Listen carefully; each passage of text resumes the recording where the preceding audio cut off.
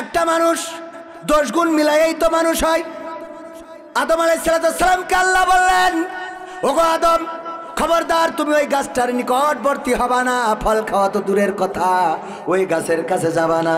আদম আলাইহিস সালামকে ধোঁকা দিল শয়তান, আর সেই শয়তানের ধোঁকায় গাছের কাছে চলে গেল, এমনকি ফলও গালের মধ্যে ভরে নিল। ভাইরা আমার, আল্লাহ রাব্বুল আলামিন জান্নাত থেকে বের করে দিলেন। আদম আলাইহিস সালামকেও আল্লাহ ক্ষমা করেছে না করে নাই? ক্ষমা করলেন। আজকেও আমার দুপুরবেলা আপনাদের মহেশপুর থেকে একজন নয় 5 জন গিয়েছিলেন প্রাইভেটে করে আমার মাদ্রাসা দেখার জন্য। সেখানে যাওয়ার এক পর্যায়ে আলোচনায় বললাম, ভাইয়েরা আমার, আল্লাহর নবীর সাহাবী ওমর রাদিয়াল্লাহু তাআলা আনহু নসিবটা ভালো যে সেই সময় জন্মগ্রহণ করেছে এবং মক্কা মদিনায় জন্মগ্রহণ করেছে। যদি বাংলাদেশে হতো আর বাংলাদেশে যদি নবী আসতো আর ওমর রাদিয়াল্লাহু তাআলা আনহু যদি আল্লাহর নবীর মাথা কাটতে যাইতো, তাইলে এই বাঙালিরা এত বড়, এত মানে নিজেদের মধ্যে অপরাধ, নিজেদের মধ্যে মানুষের দোষ গুণ এত ধরে রাখতে পারে যে ওমর রাদিয়াল্লাহু তাআলা আনহু আল্লাহর নবীর মাথা কাটতে যাওয়ার পরে আল্লাহর নবী তার ব্যাপারে সার্টিফিকেট দিলেন, ওগো আমার সাহাবীরা শুনে নাও, আমার পরে কোনো নবী আসবে না, আমি খাতামান নবিয়্যিন, আমার পরে কোনো নবী আসবে না, আমার পরে যদি কোনো নবী আসতো তাইলে স্বয়ং ওমর হয়ে যেত সেই নবী। বলেন আল্লাহু আকবার। ওমর হয়ে যেত সেই নবী। আর আমাদের জামানায় যদি ওমর রাদিয়াল্লাহু তাআলা আনহু থাকতো আর ইসলাম কবুল করার পরে যদি একটু ইসলামের সামনের দিকে এগিয়ে যেত, পিছন থেকে আমার ভাই ডাক দিয়ে বলতে, ওমর পিছনে তুই তো সেই যে নবীর মাথা কাটতে এলি, নাউজুবিল্লাহ। বলতো না, ওমর এত গলাবাজি করার কিছু নাই, পিছনে বসেন, আপনি তো সে যে আমার রাসূলের মাথা কাটতে আইছিলেন, সরি বসেন। ঠিক না বেঠে? আমরা ক্ষমা করতে পারি না, মানুষ ভুল করবে, ক্ষমা চাবে। বিশ্ব নবীর হাদিস, আল্লাহর নবী সাল্লাল্লাহু আলাইহি সাল্লাম বললেন, হাদিসটা পড়ার পরে আমিও চমকে গেলাম। আরে আল্লাহ চান, আল্লাহ এই পৃথিবীটা সৃষ্টি করেছেন, আল্লাহ রাব্বুল আলামিন নানান ভাবে, নানান রঙের, নানান পদের মানুষ তৈরি করেছেন। কারো হাত, কারো পা, কারো চোখ, কারো নাক, কারো ব্যতিক্রম ভাবে নানান ভাবে সৃষ্টি করে দিয়েছেন। আল্লাহর নবী বলছেন, ওগো আমার সাহাবীরা শুনে নাও, যদি তোমরা ভুল না করো আর ভুল করে যদি আল্লাহর কাছে তওবা না চাও, সবাই যদি আল্লাহওয়ালা ইমানদার হয়ে যাও, আল্লাহ রাব্বুল আলামিন ওই জাতিকে ধ্বংস করে দিয়ে এমন একটা জাতি আনবেন যেই জাতি ভুলও করবে আবার আল্লাহর কাছে ক্ষমাও প্রার্থনা করবে। আল্লাহু আকবার। হাত কাটা থাকলে মসজিদের ইমাম সাহেব যত বড় পরহেজগার হোক, হঠাৎ বেকায়দায় চুরি করে ফেলিছে, এরকম আছে না? ভুল করে ফেললে কত হুজুর আছে বলছে হিল্লা বিয়ে করতে হবে, তা না হলে তোর স্বামী বৈধ হবে না, 2 ঘন্টার মধ্যে বিয়ে, 1 ঘন্টার মধ্যে কাজ সেরি তালাক দিয়া শেষ। আছে না নাই? আল্লাহর ওলি দাড়িওয়ালা দেখেই মনে করেন না পীর সাহেব, মনে করা যাবে? তো এই ভুল যদি করে হাতের কবজি থাকবে না, এখন ওর আর কোনো জায়গায় ইমামতি হবে? আর ইমামতি হবে না। আমি বলেছি যদি হাত কাটার আইন কায়েম হয়ে যেত আজ থেকে 3 মাস আগে, তাহলে এই বাংলাদেশ হয়ে যেত এক হইতে বাংলাদেশ। কয় হইতে বাংলাদেশ? এক হইতে বাংলাদেশ। মেম্বার থেকে শুরু করে ওয়ার্ড পর্যায়ের নেতাকর্মী থেকে শুরু করে একেবারে রাষ্ট্রের সর্বোচ্চ স্থান পর্যন্ত একটারও হাত খুঁজে পাওয়া যেত না। পাওয়া যেত? কারণ তারা আমাদেরকে শিখালো বড়ই দিয়ে ইফতার করতে হবে আর কুমড়া দিয়ে বেগুনি বানাতে হবে, আমাদেরকে শিখালো কাঁঠাল দিয়ে গোশতের অভাব পূরণ করতে হবে, বার্গার বানাইতে হবে, আমাদেরকে শিখালো কাঁচা মরিচ শুকাই রাখতে হবে, বর্ষাকালে পানিতে দিলে ওরা খাবে। ঠিক না বেঠে? সব শিখালো। আর ওনারা আমাদের এইগুলো শিখায়ে দেখেন ওনাদের বাড়ি কোথায়, যদি খোঁজ নেন বেগম পাড়ার কানাডায় বাড়ি আছে না নাই, ছেলে পড়ে কোথায় আমেরিকায়, মেয়ে পড়ে কোথায় লন্ডনে, আর ব্যবসা করে কোথায় দুবাইয়ের আবুধাবিতে, ওই বুর্জ খলিফায়, ওখানে তার শপিং মল আছে। তারপরে যদি একটু সর্দি লাগে চিকিৎসার জন্য চলে যায় সিঙ্গাপুর মাউন্ট এলিজাবেথে, আর যদি বেড়ানোর শখ হয় পিকনিক করার জন্য যায় থাইল্যান্ডে।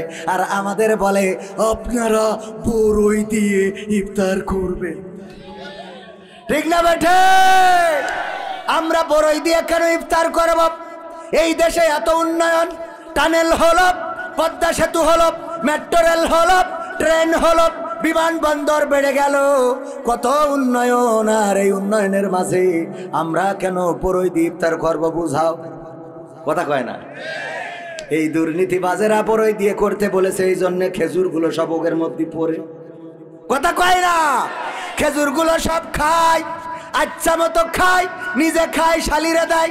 অনেক মেম্বার আছে বিধবা ভাতার কার্ড শালির নামে দিয়ে বসে আছে। জিজ্ঞাসা করা হলো, গো মেম্বার, আমার এলাকার বিধবারা কার্ড পায় না, আপনি কেন শালির নামে দিয়েছেন? কয়, আমার শালিও বিধবা, তুমি কি জানো না? কয়, আপনার শালি বিধবা কি করে? কয়, যার স্বামী নেই সেই তো বিধবা। তা আপনার শালির স্বামী নেই কেন? বলছে, এখনো বিয়ে করিনি। এখনো বিয়ে করিনি, তার কারণে ওর শালির স্বামী নেই, আর এই কারণে বিধবা। শালির নামে কাঠ মেরে দিল। এইগুলো যদি ধরা খেয়ে যায়, হাতের কবজি থাকবে না। আর হাতের কবজি যদি না থাকে, 5 বছর পরে যদি এসে বলে আবার এসেছি, খেলা হবে, আপনারা বলতেন হবে না। কারণ এখন খেলা হবে, ক্রিকেটের ব্যাট ধরবা কি করে? ঠিক না বেটে? এখন আর 4 ছক্কা মারতে পারবা না। ওগো আমার ভাইয়েরা, এই দুর্নীতি করার জন্য, করানোর জন্য কোরআন আসে নাই, বরং দুর্নীতি বন্ধ করার জন্য কোরআন এসেছে। কোরআনের আইন হলো, যদি কেউ চুরি করে, যদি কেউ অন্যায়ভাবে কারো সম্পদ ভক্ষণ করে, তাইলে এটা আইনে প্রমাণিত যদি হয়ে যায়, তার হাতের কবজি কেটে দিতে হবে। আমি বলি, কোরআনের আইন অনুযায়ী যদি কেউ জেনা করে বিবাহিত হয়, যদি কেউ ধর্ষণ করে, তার শাস্তিটা কি? তার শাস্তি কি? যদি কেউ জেনা করে, ব্যভিচার করে, তার শাস্তি কি? মাজা পর্যন্ত গেড়ে দাও, তারপরে ইট পাথরে নিক্ষেপ করে সঙ্গে সার করে ফেলো। ওগো আমার ভাইয়েরা, আজকে যদি আল্লাহর জমিনে আল্লাহর দিন কায়েম থাকতো, কবির বিন সামাদ যদি জেনাকার হতো, আর এটা যদি ধরা খেয়ে যেত, প্রমাণ যদি হয়ে যেত, সাক্ষী প্রমাণের ভিত্তিতে কবিরের শাস্তি হতো। শরিয়া অনুযায়ী মাজা পর্যন্ত গেড়ে দিয়া জনপ্রকাশ্যে তার ইট পাথর মেরে হত্যা করতে হবে। এখন এইভাবে মাইকিং করা হতো, পোস্টার করা হতো, প্রচার করা হতো, বলা হতো, ওগো শৈলকুপাবাসী সবাই আসো, দেখো জেনা করার শাস্তিটা কি, ব্যভিচার করার শাস্তিটা কি। তবে যদি অবিবাহিত হয়, শরিয়াত অনুযায়ী তার শাস্তি হলো 100 বেত্রাঘাত। যুবকদের জন্য একটু ছাড় ছড় আছে না? নাই। বিবাহিতদের জন্য নাই। অনেক আছে আল্লাহ আহারে নানান রকম দুহাই দিয়ে, ইসলামের দুহাই দিয়েও উল্টো পাল্টা কাজ করে থাকে। এই কাজ যদি কবির বিন সামাদ হুজুর হয়েও করে, প্রমাণ হয়ে গেলে শাস্তি হলো মাজা পর্যন্ত গেড়ে দাও। জাহান্নামের ভয় দেখিয়ে ছাত্রীদের ধর্ষণ করেছে, এমন নিউজ আমাদের সামনে এসেছে না আসে নাই? মাজা পর্যন্ত গেড়ে দাও, তারপরে ইট পাথর নিক্ষেপ করে হত্যা করো। এইটা দেখার পরে আগামীর দিন আসছে লাইলাতুল ফেব্রুয়ারির দিন। এই সঙ্গে স্যার যদি কবির বিন সামাদের করা হতো, এই শৈলকুপার মানুষ লাইলাতুল ফেব্রুয়ারিতে একজনেরও ইবাদত করার জন্য পাওয়া যেত না। ঠিক না বেঠে? মোটরসাইকেলে গিয়ার দিয়া তো দূরের কথা, বলতো আব্বা ওই গাড়ি কিনারই দরকার নেই। ঠিক না বেঠি? মোটরসাইকেল কি ওরে ওরে ওরে ওরে ওরে, আহারে লাইলাতুল ফেব্রুয়ারি সামনে আসছে। আজকালকের ছেলেরা বই নিয়ে আর বসে না, ও বাবা গুগলে সার্চ করিয়া পড়ি। ওরে কালের মেয়েরা কোরআন হাদিস ধরে না, এখনকার মা বোনেরা পবিত্র কোরআন পড়ে না।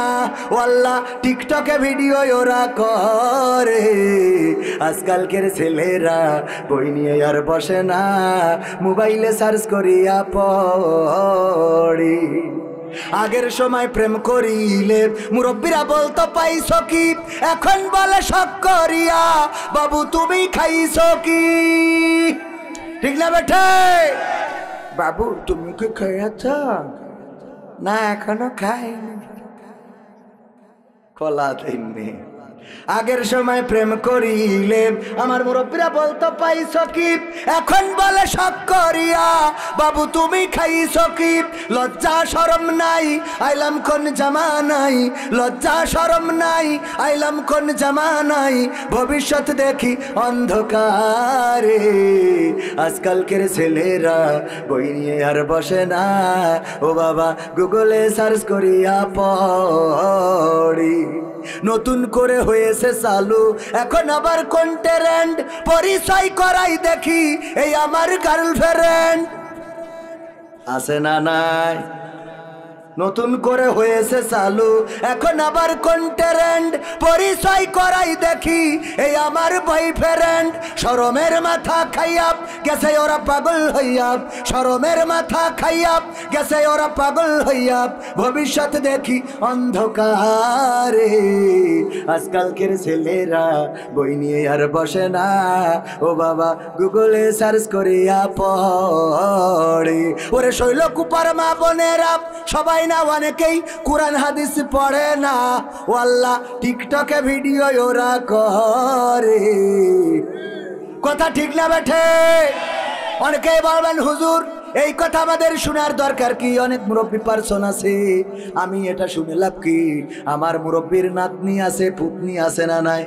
নাতিন পুতিন যাই বলেন না কেন, দেখা যায় দাদি যাচ্ছে, ওরে বাবা বুরকা পরেছে, কালো বুরকা, আবার ওই চামড়াগুলো দলা হয়ে গেছে, তারপরেও হাত মোজা লাগাইছে, ওরে সুন্দর হাত মোজা, তারপরে পা মোজা, এরপরে যে আবার ওই যে মুখে চোখে একটু খোলা বিলে সানগ্লাস, আবার সানগ্লাস দিয়ে তারপরে আবার আর একটা পর্দা। অথচ দাদের ওই যে গালের মধ্যে একটা দাঁতও নেই। যদি জিজ্ঞেস করেন যে যাবেন কনে, হয় কুফায় আবো, কনে হয় কুফায় আবো, শৈল কুপা যে বলবে দাঁতই তো নাই, হয় কুফায় আবো বুঝিবা। আর সাথে থাকা নাতিন অথবা পুতিন, আপনারা কি বলেন? নাতিন ছেলের ঘরের মেয়ে অথবা মেয়ের ঘরের মেয়ে, সাথে থাকা নাতি সাওয়াল। এই নাতি সাওয়াল নাতিন মেয়েটা যদি থাকে, যদি হেল্পার না বোঝে যে কনে বলতেছে, নাতিন এসে আহা বুঝতে পারছেন না, আমার দাদি বলছে শৈলকুপ পাই যাবে।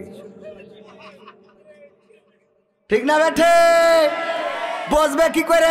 একেতে দাঁত নেই, তারপর আবার তিনটে গেট লাগানো, চশমা পর্দা সব লাগাইনো, এর মধ্যে হয় খুব বোঝা যায় কোন সমাজে আসলাম। অথচ আগের সময় যদি কেউ মেয়ে দেখতে যেত বিবাহের জন্যে, যে জিজ্ঞাসা করতো মাগো কোরআন পড়তে পারো কিনা, যদি বলতে পারি তাইলে এই বের করে দিত, এই নাও সূরা ইয়াসিন থেকে একটু শোনা, ইয়াসিনুল কুরআনিল হাকিম ইন্নাকা আলা তামিনাল মুরসালিন, সব পড়তো। ওগো আমার ভাইয়েরা, তারপর বলতো আয়াতুল কুরসি হবে কিনা, আল্লাহু লা ইলাহা ইল্লা হুয়াল হাইয়ুল কাইয়্যুম লা তাখুযুহু সিনাতু ওয়ালা নাওম। এরপরে দুরূদ ইব্রাহিম হবে কিনা, আল্লাহুম্মা সাল্লি আলা মুহাম্মাদ ওয়া আলা আলি মুহাম্মাদ। সব পড়া লাগে। বড় তুমি দেখি তুমি এটা পারো কিনা, ওটা পারো কিনা, এইভাবে ধরা হতো। তারা যখন বলতো সব পারি, সব পাশ হয়ে যেত। চেহারা যদি একটু খারাপও হতো, তারপরেও বলতো ঠিক আছে, নদীর পানি ঘোলা ভালো, জাতের মেয়ে কালো ভালো, পাশ করে দিত। আর এখন ওইটা চলে না, চলে না। এখন যার যত সুন্দর চেহারা, মেকআপ করে আসবে, এরপরে দেখতে যাবে ইয়াং যুবকদেরকে নিয়ে, দেখতে যাই বলবে তোর ভাবির কাছে জিজ্ঞেস কর, কি জিজ্ঞেস করবি? হঠাৎ করে জিজ্ঞেস করে, ভাবি আপনার টিকটকে ফলোয়ার্স কত? টিকটকে ঠিক বলছি না বে? ঠিক বলছি। ওগো ভাবি আপনার রিলসের ভিউজ কেমন হয়, আর্নিং কি আসে, মনিটাইজেশন কি হয়েছে, এইগুলো জিজ্ঞাসা করা হয়। কাপল ভুলাক কি করতে পারবেন? কাপল ভুলাক আছে না? হ্যাঁ গাইস, হ্যাঁ এই যে দেখো আমার পাগলটাকে নিয়ে এসেছি, যার সাথে বেশ পাগল আছে পিছনে। হ্যাঁ তোমরা কেমন আছো? আমার কথা কি শোনা যায়? আমার কথা শোনা গেলে কমেন্ট করো। হ্যাঁ কবির বিন সামা জয়েন করেছে, হাই। শয়তান, ঠিক না বেঠে? পবিত্র কোরআনের সূরা সফের 2 এবং 3 নম্বর আয়াত তেলাওয়াত করেছি, মনে আছে? মনে আছে? 2 নম্বর আয়াত আল্লাহ বললেন, ইয়া আইয়ুহাল্লাযীনা আমানু লিমা তাকবুলুনা মা লা তাফআলুন। ওগো ঈমানদারেরা, এমন কোনো কথা বলো না যা তোমরা কাজে পরিণত করো না। 3 নম্বর আয়াত হলো কাবুরা মাকতান ইনদাল্লাহি আন তাকবুলু মা লা তাফআলুন।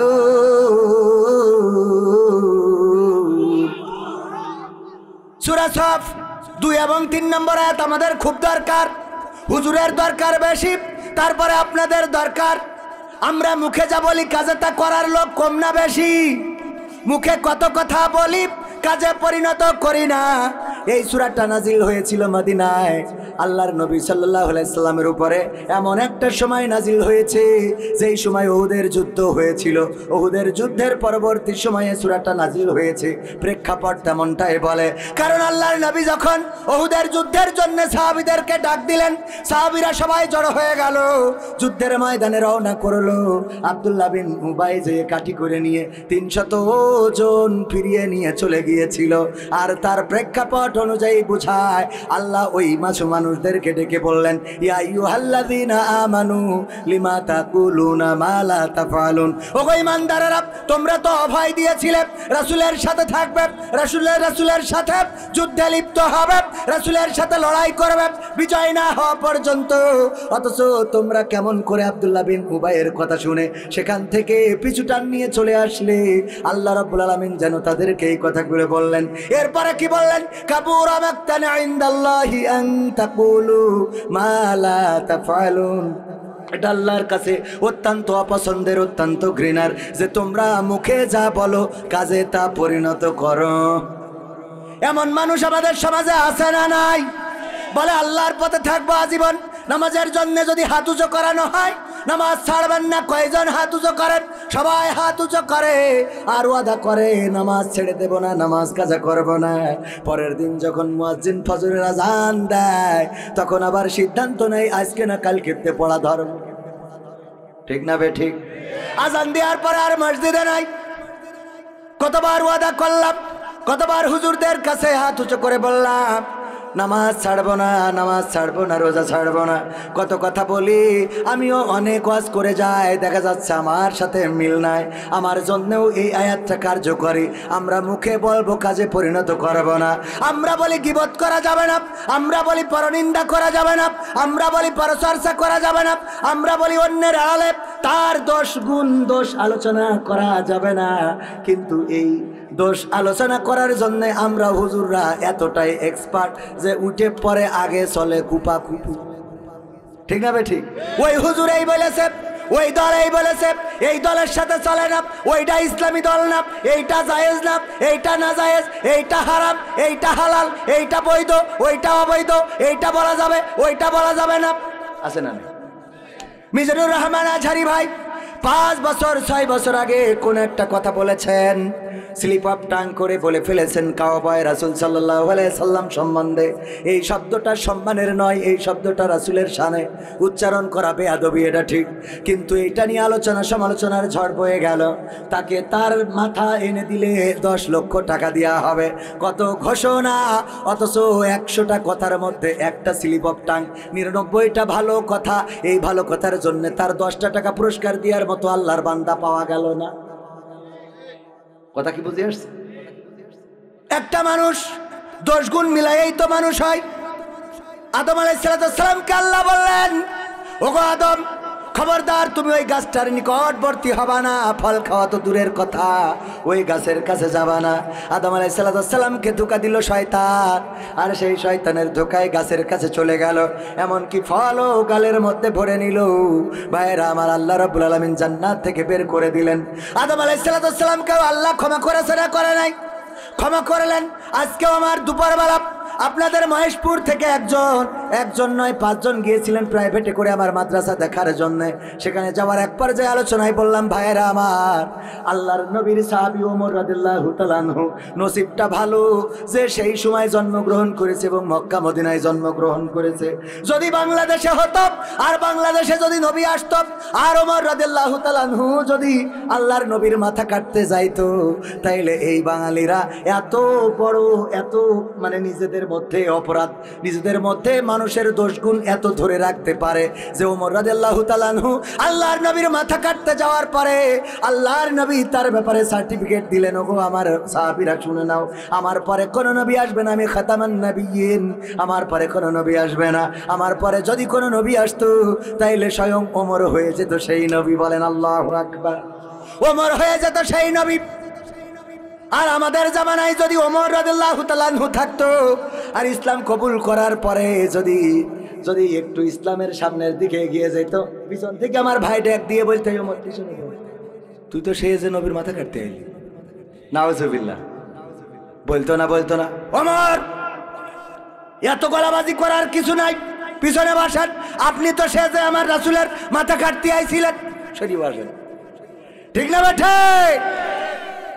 আমরা ক্ষমা করতে পারি না, মানুষ ভুল করবে, ক্ষমা চাবে। বিশ্ব নবীর হাদিস, আল্লাহর নবী সাল্লাল্লাহু আলাইহি সাল্লাম বললেন, হাদিসটা পড়ার পরে আমিও চমকে গেলাম। আহারে, আল্লাহ চান, আল্লাহ এই পৃথিবীটা সৃষ্টি করেছেন। আল্লাহ রাব্বুল আলামিন নানান ভাবে, নানান রঙের, নানান পদের মানুষ তৈরি করেছেন। কারো হাত, কারো পা, কারো চোখ, কারো নাক, কারো ব্যতিক্রম ভাবে নানান ভাবে সৃষ্টি করে দিয়েছেন। আল্লাহর নবী বলছেন, ওগো আমার সাহাবীরা শুনে নাও, যদি তোমরা ভুল না করো আর ভুল করে যদি আল্লাহর কাছে তওবা না চাও, সবাই যদি আল্লাহওয়ালা ইমানদার হয়ে যাও, আল্লাহ রাব্বুল আলামিন ওই জাতিকে ধ্বংস করে দিয়ে এমন একটা জাতি আনবেন যেই জাতি ভুলও করবে আবার আল্লাহর কাছে ক্ষমাও প্রার্থনা করবে। আল্লাহু আকবার। আল্লাহ এটা চান আমরা ভুল করি আর ক্ষমা চাই কার কাছে? আল্লাহর কাছে নত হই। আমরা যেন এমন না হই মুসা আলাইহিস সালামের উম্মতের মতো সিজদা করানোর জন্য গেট করলো যে একটু নিচু করে যেন মাথাটা নিচে করে ঢোকে, কিন্তু এত বেতাড়া ছিল যে ওই মাথা নিচে করে ঢুকাবে, পুরো পা ঢুকায় জাগে, বলছে এত সুযোগ আমাদের কাছ থেকে সিজদা আদায় করা। এরকম হবো আমরা? এরকম হবো? আমাদের উদারতা দেখাতে হবে, কথার সাথে কাজের মিল থাকতে হবে, কারণ এই দুনিয়া চিরদিনের নয়, এই পৃথিবী ছেড়ে চলে যেতে হবে। আমরা ভুলে যাই আল্লাহকে। আল্লাহ বললেন সূরা বাকারার 28 নম্বর আয়াত, কাইফা তাকফুরুনা বিল্লাহি ওয়া কুনতুম আমওয়াতান ফাহইয়াকুম সুম্মা ইউমীতুকুম সুম্মা ইউহয়িকুম সুম্মা ইলাইহি তুরজাউন।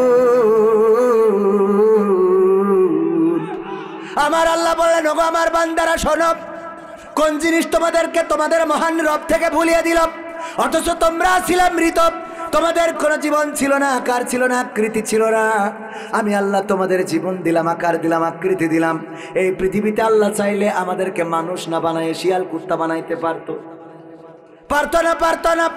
আল্লাহ চাইলে শিয়াল যদি বানাতো, দেখেন শিয়াল এই বাগান থেকে যদি বের হয় দিনের আলোতে, যার মুরগি খুঁজে মুরগি পোষে নাই, মুরগি পোষা তো দূরের কথা, তারও নাই, তার আত্মীয়রও নাই, কিন্তু ওই শিয়াল বেরোইলে হাতে যদি লাঠি থাকে আইডিও মারবে না। ও তো মুরগি নেই, তো ও ধরবে কি? ওর মারলে কি বলি? ওর অপরাধ কি? কথা কয় না।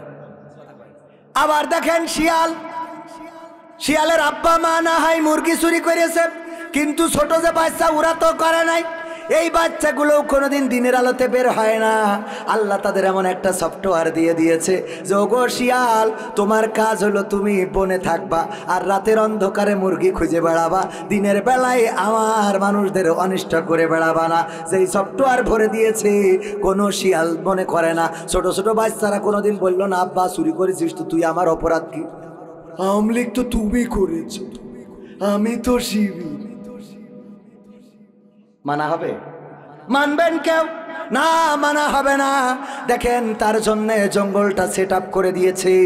আল্লাহ যদি চাইতেন আমাদের শিয়াল যদি বানাতেন, তাইলে আমরা ওই জঙ্গলে থাকা লাগতো, জঙ্গল থেকে বের হতে পারতাম না। আল্লাহ বাধ্য ছিলেন না আমাদেরকে মানুষ বানাতে। আবার যখন স্বামী স্ত্রীর মিলন হয়, কোটি কোটি জার, কোটি কোটি কোটি শুক্রাণু ছুটা শুরু করে দেয়। ছুটতে ছুটতে আপনি সেই ব্যক্তি, যেই ব্যক্তি ফার্স্ট হয়েছিলেন, অন্য সকল শুক্রাণুকে পিছনে ফেলে আপনি এগিয়ে গিয়েছিলেন। আল্লাহ রাব্বুল আলামিন আপনাকে বাছাই করেছেন। তারপরে আল্লাহ রাব্বুল আলামিন সুন্দর করে মায়ের গর্ভে, মাও জানে না কেমন করে তার মধ্যে হাত হইল, তার মধ্যে পা হইল, চোখ দিল, কান দিল, এত সুন্দর একটা মানুষ দিল।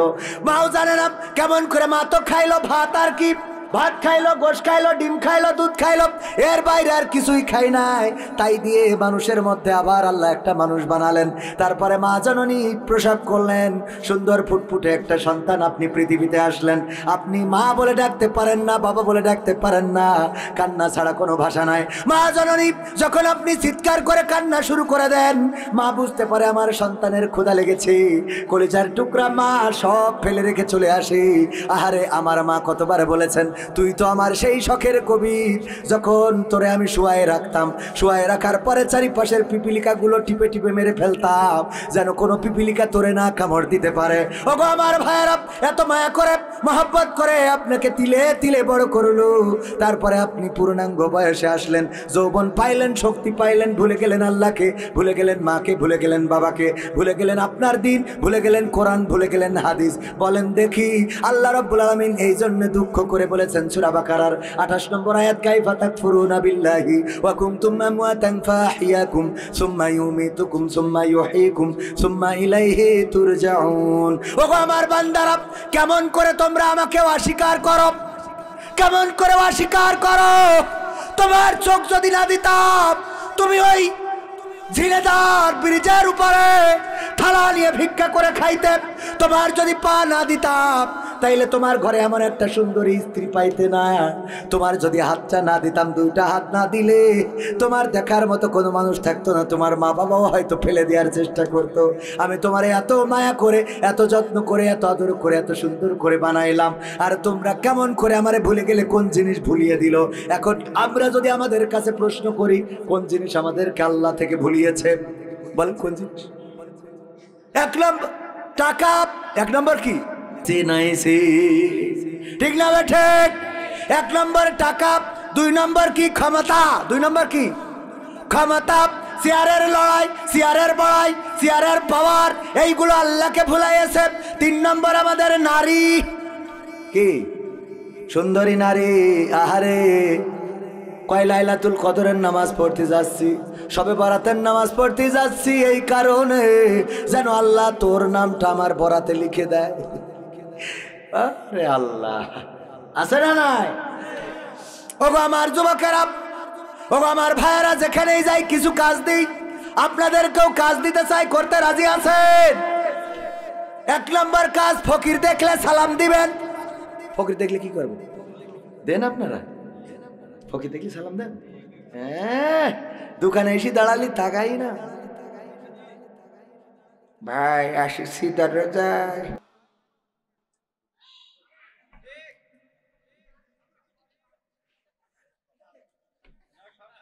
ঠিক না বেঠে? আর ফকিররাও তো এখন ফকির নেই, আছে।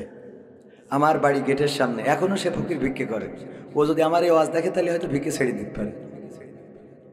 ও ভ্যানে করে এসে, কিসি করে, আর যে ভ্যানের ড্রাইভার, ও হইলো থালা নিয়ে আমার গেটের সামনে গেছে।